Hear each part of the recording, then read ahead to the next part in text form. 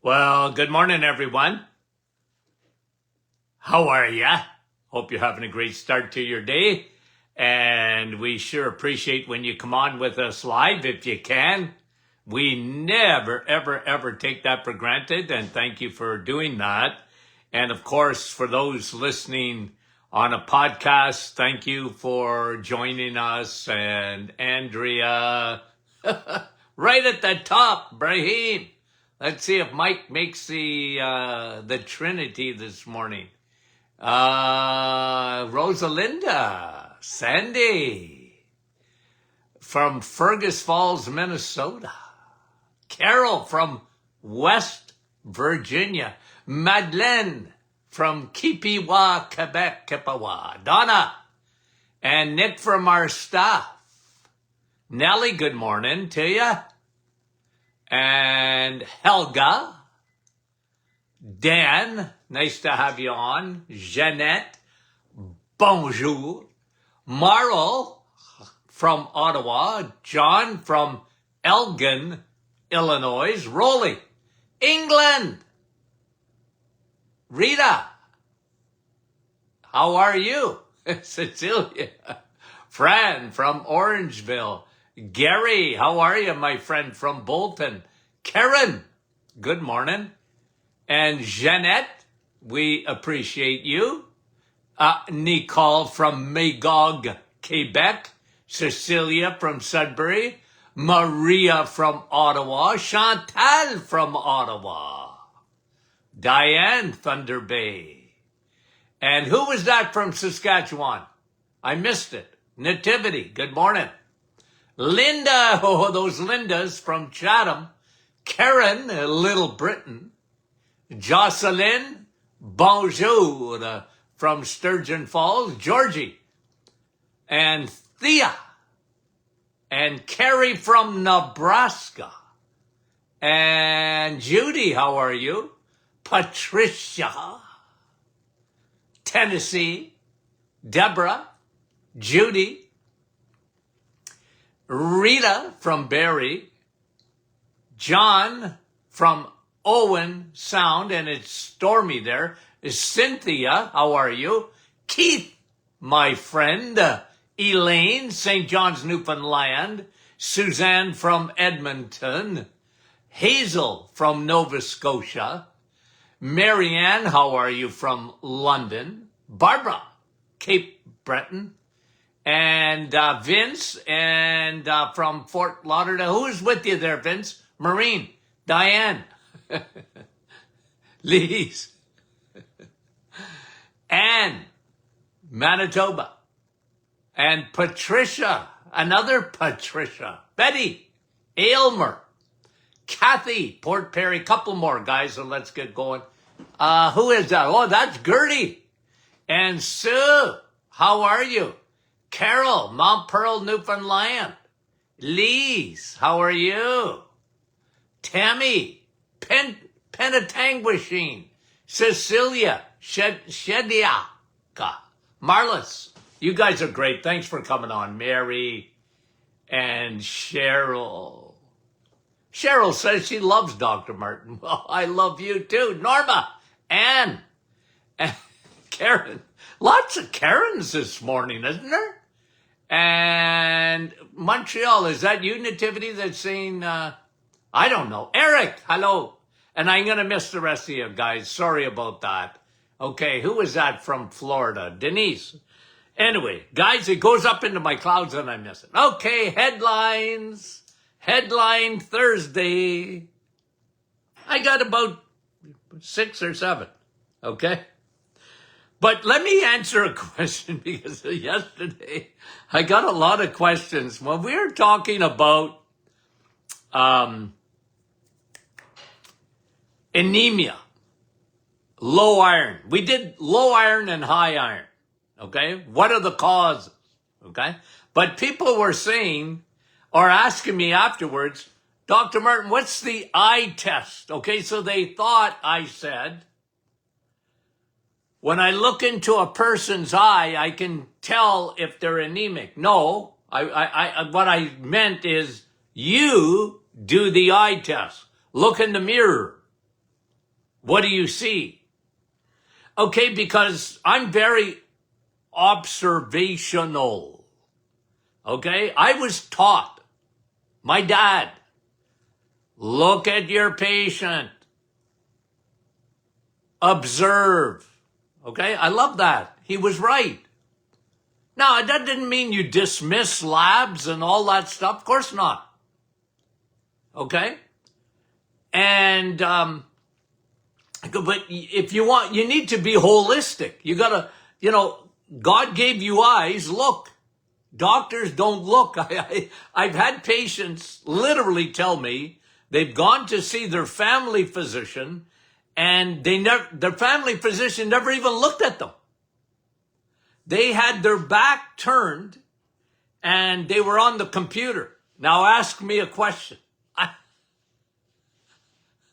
Guys, if it wasn't so sad, I find that extremely funny. But it's so sad. How stupid is that? But you see, medicine to some extent has gotten hijacked by the labs. The pharma, big pharma, and labs. And that doesn't mean labs are not important. Of course they are. And you guys, you know what's worth the price of this book, Sun, Steak, and Steel? Okay?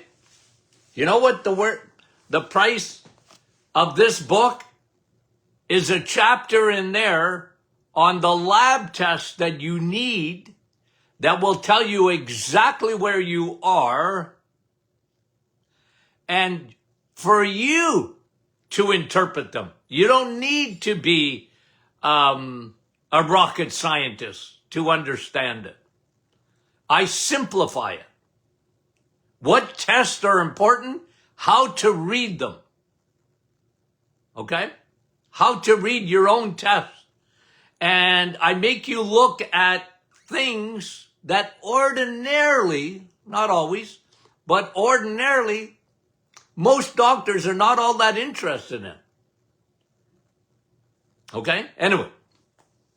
So, the eye test, coming back to that, okay, is look at yourself in the mirror. Okay? Because when I used to look at patients for anemia, I didn't even have to look at their blood work. Well, most of the time. Why? Because I observed they look like Casper the Ghost. And, sometimes too, not always, but sometimes they have very dark circles under their eyes. Now, that can be allergies too. But generally, you're anemic. And guess what, folks? I'm telling you, most women, not all, again, are anemic. They're borderline. They have low levels of B12 and they have low levels of hemoglobin. They're normal, within normal range, but they're not ideal. They're not optimized range, and therefore they're running on fumes, fatigue. And, we went through the list of symptoms yesterday. Casper the Ghost. That's what I meant by the eye test, guys, okay? It wasn't some, look in with a scope to look into the eye and see. No, I didn't mean that. Although I like that. Okay? I like that test. Okay. Here's some headlines, okay? Just some studies. We'll see how many we get through. We'll pontificate on a few of them. A study of more than 200 people undergoing surgery. Almost 60% had microplastics or even smaller nanoplastics. I guess there's micro and nano. Real small. In their main artery. In their aorta. They had microplastics. 60% of people, they just did a study of slightly over 200 people who had surgery, and they tested them. I guess when they were opened up, to see if they had any plastic in them. Well, what did I tell you guys? You see, guys, this is important to me, okay? Because I know that the narrative out there is the climate, okay? Notice I got my sweater on, my hoodie, okay? You know why? Because it's winter in Northern Ontario. Yeah, we get climate change because the climate is always changing. And we get the 4 seasons here in Sudbury and a very short summer. Okay? Now, guys, I don't want to get political. I just want to say something. You know what I'm really concerned about? The environment. That's what I'm concerned about. Not so much the climate, okay? If you're concerned about the climate, well, good for you. I'm more concerned as, a physician. I'm more concerned with the environment because that, I can guarantee you, has a major effect on your body. And thus, we're, from Mount Everest to the placenta. What did I say? What's been proven? Plastics are everywhere. If you live on planet Earth, I don't care where you go. You can go to Siberia. I don't care. You can go to Costa Rica. I don't care. Enjoy. But you're not getting away from plastics. And this is what this headline is saying. Man, they're doing surgery and they got plastic in their main artery. What? Yep. Yep. So what do? Leave the planet? No. Okay. And look, if you can avoid plastics, I guess that would be helpful, but that's not going to do it because there's no doing it. Better for you, and I'm telling you, the best thing you can do, 2 things. 1, keep your liver clean. Why? Because your liver is a detox organ. And when your liver is clean and it's full of glutathione, Velcro will attach itself to the plastics and whoop, out of the body. Keep your liver clean. 2, take probiotics. Why? Because different strains do different things and probiotics will chelate. Get rid of plastic. Okay? So you got to do that. Keep your liver clean. How do I keep my liver clean? With milk thistle, Dr. Martin? By the way, I like milk thistle. But that ain't going to keep your liver clean. You keep your liver clean when you don't fill it up with fat. And you fill your liver with fat when you're eating sugar. Okay? When you eat sugar. I remember, this is years ago, guys. 20? Yeah, more than that. I did a TV show in the United States, one of my books that I wrote. I got invited on a TV show. You know what I did? You know me, I'm a visual guy, right? And oftentimes, you guys have seen this, okay? If you're new on the program, I often would use a ballpoint pen, okay? I mean, that's easy to bring on a TV, right? And I did some major shows in the United States, some morning shows and whatever. And I said, okay, focus in on this ballpoint pen. Why? Because I said, get to the tip of a ballpoint pen. How long does it take cancer to get to the size of a tip of a ballpoint pen? Breast cancer ladies, prostate cancer men, 5 years. That would shock my host, okay? But here's another thing I did, okay? Because they always had water there. I brought sugar. I brought sugar. I said, okay, when you drink a can of soda, Coca-Cola, or Pepsi-Cola, or any uncola, it don't matter, okay? And you know what I would do? I had a spoon, take it out of my sports jacket, whoop. I had some sugar, and right in front of the host, you know what I do? 1, 2, 3, 4, 5. When I got to 14 teaspoons, I stopped. And I said, then I take that glass of water, and I said, drink this.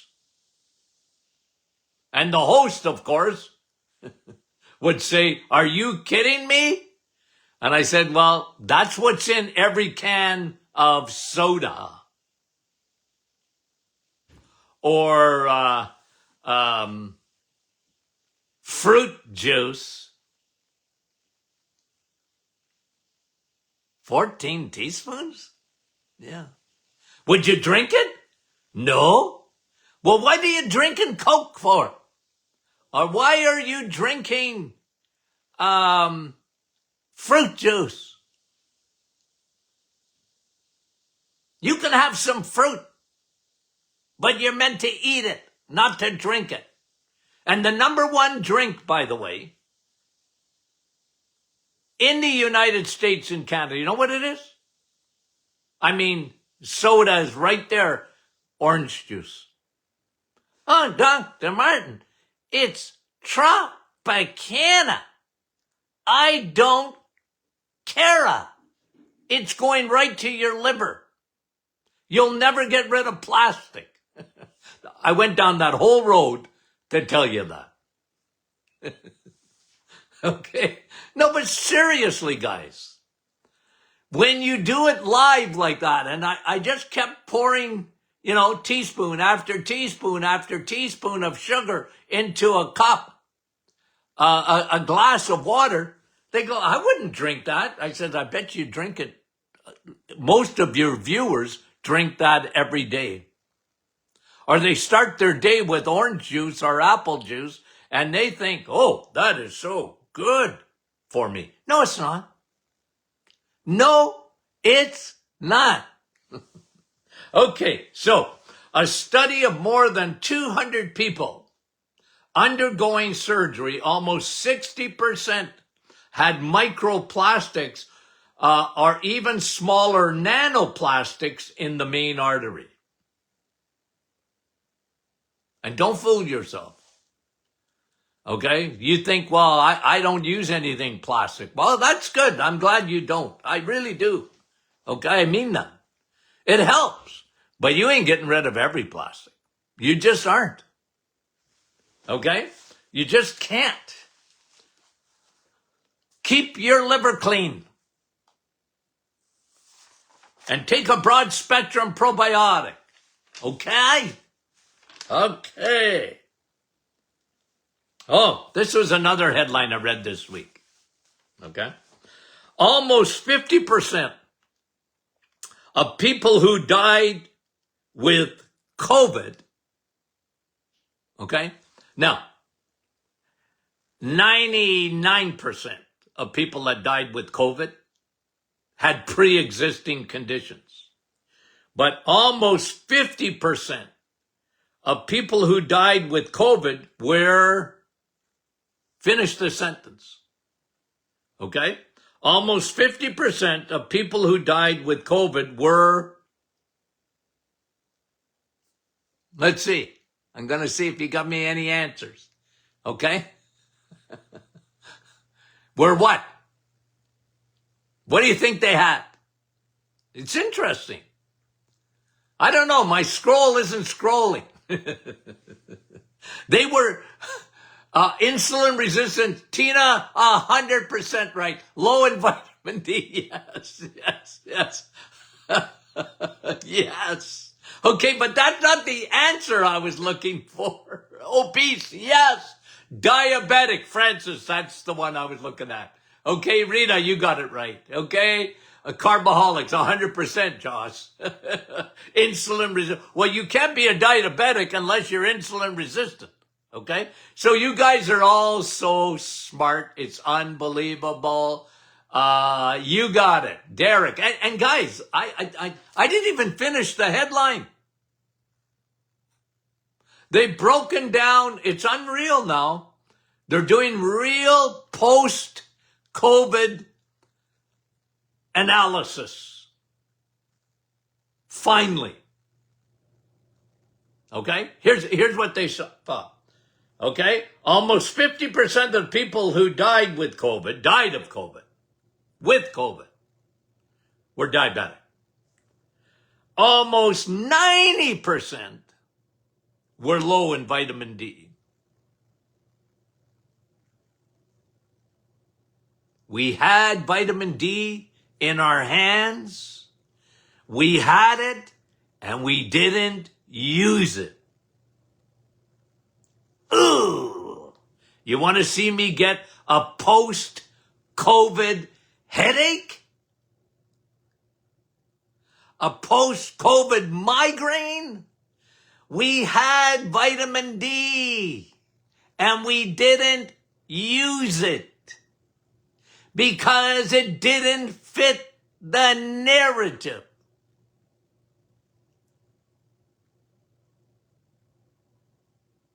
They wanted to lock the world down. And instead of worrying about people with pre-existing conditions. Ooh. Anyway, guys, you know me.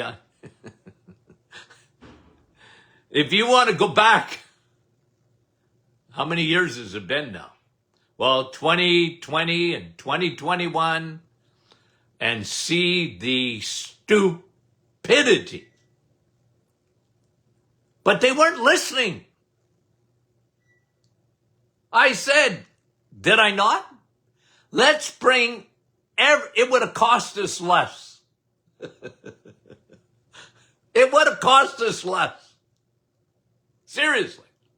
If we would have put everybody in jumbo jets in Canada and brought them to Florida and let them lay out in the sun. But no, even the Floridians, okay, who never go in the sun, even the Floridians closed the beaches. I was there when they did it. I was John the Baptist screaming in the wilderness. Hello! Keep the beaches open. You're safe here. The virus can't come here.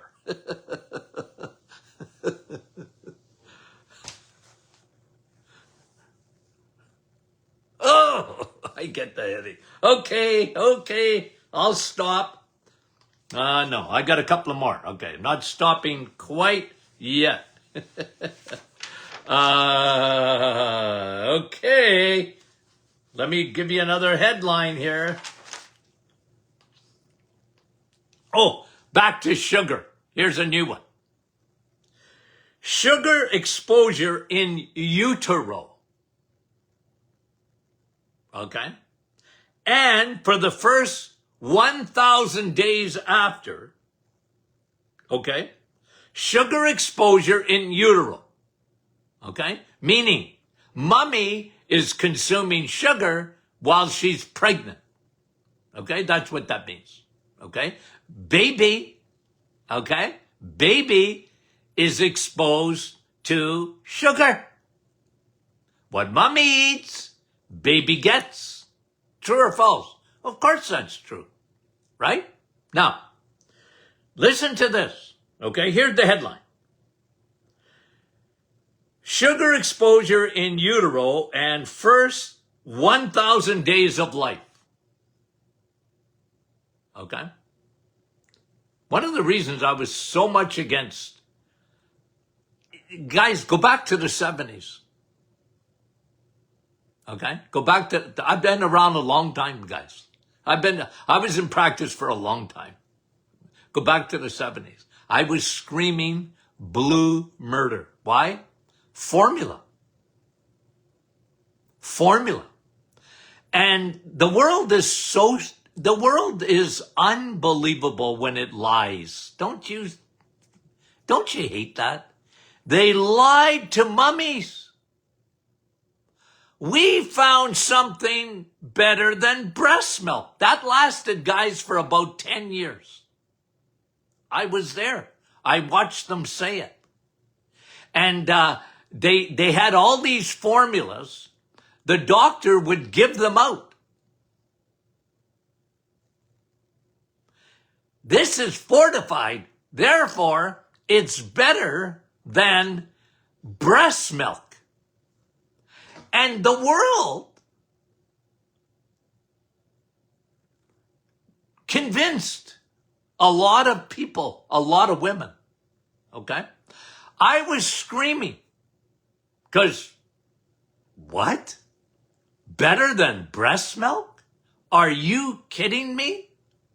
Now, guys, I understood, okay? I live in the real world. I understood. Sometimes mummies, but I said, but don't give them that formula that's made from corn, it comes with corn syrup in it. It wasn't even high fructose corn syrup at the time. It was just corn syrup. Now they made another sugar in the lab. They hadn't created that one yet. But guys, okay? Okay, here's I'm getting ahead of myself. Sugar exposure in utero and the first 1,000 days of life adds a convincing brick, okay, to a pile that we already know that suggests a lot of added sugar is linked to worse health. Headline. Yep. Kids get hooked. Kids get hooked. And even in utero. Because mommy's consuming too much sugar. And it's setting them on a path. Well, guys, I've said this so often, I just got to repeat it. When I was a kid, in the 1950s, this is just facts, guys. You can look it up. North Americans consumed 25 pounds of sugar a year that's a lot of sugar still. 25, you ever seen a 25-pound bag? Yeah, right? That's heavy. We were consuming. I always tell my grandchildren, yeah, Grandpa had cookies and ice cream too, You think you guys invented those things? Or Grandma did? Okay? Cookies and ice cream too, but 25 pounds. Then I have 4 grown, my youngest, Tony Jr., who is the brains of this operation, okay, is 51 years old. Okay? My youngest daughter is 45. Okay? What am I saying? Well, I had 4 kids, and they were all born in the 70s. You know how much North Americans were consuming at the time? In the 70s? We went from 25 pounds when I was a kid of sugar. See, in World War II, sugar was rationed. Okay? Now, I don't remember World War II. I'm not that old. But, right? Not long after, in 1952, I was born. World War II ended in 1945. Sugar was rationed. People weren't eating a lot of sugar. It was rationed. And then in the 50s, 25 pounds. In the 70s, another generation, my kids, 50 pounds. And now my grandchildren and my great-grandchildren, you know how much it is? 200 pounds. A little less than that, but 200 on average. A dump truck load. You see what they're saying here? That sugar, it's like cocaine, man. You get hooked on it. And that's why I'm so big on that 30-day program. Guys, my 30-day program, you're not eating any sugar. What? Nah. You're not having any sugar. Your body will go, hey, let me give you a high five. At first, if you're a real sugarholic, your body will go, now wait a minute here. Where's my sugar? What are you doing to me? But it's unreal how we're hooked on sugar. Go to the middle aisles of your grocery store, guys. Look at every cereal.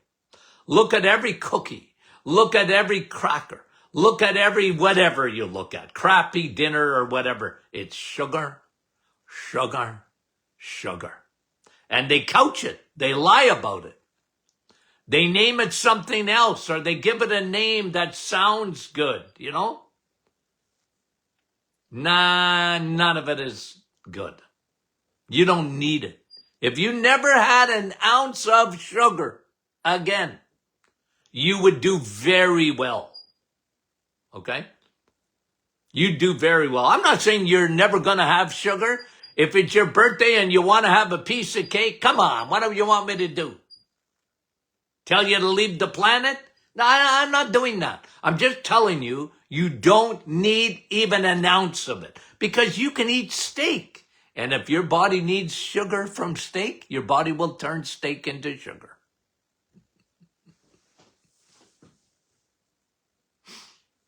You don't need to eat sugar. Your body knows exactly. I can't get over it. I'm out of time. I didn't even get to half my studies. I was pontificating way too much. Somebody said to me the other day, Dr. Martin, you're very opinionated. I was taken aback. I am? I guess so. Okay, boys and girls. You know what tomorrow is, eh? Question and Answer Friday. Yep. Send your questions in to info@martinclinic.com. Info@martinclinic.com if you want your question answered. Okay? I don't have to do the eye test. I did it today. Look in the mirror. What am I looking for? Are you Casper the ghost? Okay. Guys, we love you dearly and sincerely. And by the way, have I told you lately how smart you are? This audience. It doesn't matter. I can get you to close the books and ask you a quiz and you get the answer. You guys, I shouldn't say I can't get over it, but you guys are so stinking smart. I mean it. Tell your friends how smart you are. Okay, love you dearly. Talk to you soon.